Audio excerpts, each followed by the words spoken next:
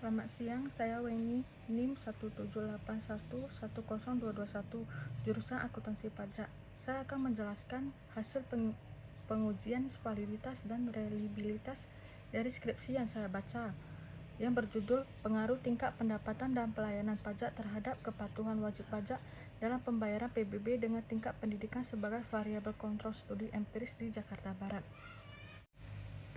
Data yang didapatkan berupa jawaban dari kuesioner yang telah dibagikan di area Jakarta Barat. Penyebaran kuesioner ini dilakukan dengan membagikan kuesioner dalam bentuk tertulis kepada responden. Penyebaran kuesioner dalam penelitian ini menggunakan convenience sampling, merupakan teknik pengambilan sampel yang diambil secara spontanitas, yang berarti siapa saja yang tidak sengaja ketemu dan sesuai karakteristiknya, maka orang tersebut dapat dijadikan sampel. Sampel yang digunakan oleh peneliti yaitu wajib pajak yang memiliki tanah dan bangunan di Jakarta Barat. Peneliti menyebarkan 120 kuesioner kepada responden, namun hanya 100 yang lengkap dan layak untuk jadi sampel. Jadi data yang dapat diolah hanya 100 kuesioner. Pertama-tama saya akan menjelaskan hasil uji validitas. Rangka analisis uji validitas pada bagian berikutnya, dikarenakan si peneliti melakukan analisis uji validitas dan uji reliabilitas dengan analisis yang sama. Uji validitas bertujuan untuk mengukur sejauh mana ketepatan kevalidan suatu variabel menggunakan alat ukur angket kuesioner. Suatu variabel dikatakan valid apabila nilai di atas 0,30 dari tabel di atas, dan dapat disimpulkan bahwa semua variabel dapat dikatakan valid karena memiliki nilai corrected item total correlation di atas 0,30.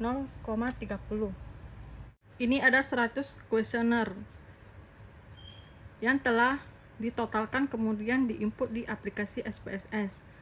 Terlebih dahulu saya akan menjelaskan apa itu TTL-TPE, apa itu TTL-PP, apa itu TTL-KWP.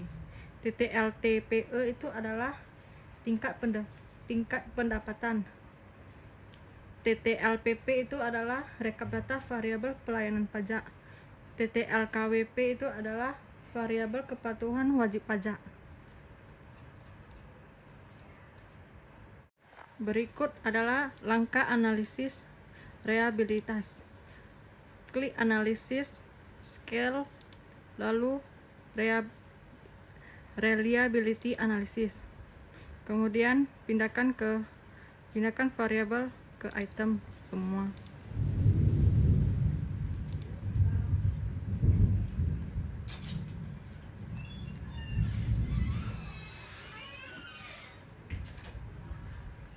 Model alpha statistiknya centang item di descriptive scale if item deleted, lalu correlation, lalu klik continue. Oke. Kemudian ini hasil output dari reliabilitas dan validitas. Reliabilitas digunakan untuk mengukur reliabilitas suatu kuesioner. Apakah instrumen kuesioner yang digunakan dapat dipercaya atau tidak. Uji reliabilitas ini dilakukan dengan uji Cronbach's alpha. Jika suatu variabel memiliki nilai Cronbach's alpha lebih dari 0,60 yang menurut kriteria Nunwali 1994 bisa dikatakan reliable. Dari tampilan output SPSS ini, variabel tingkat pendapatan, pelayanan pajak, kepatuhan wajib pajak dapat dikatakan reliable karena memiliki nilai Cronbach's alpha di atas 0,60.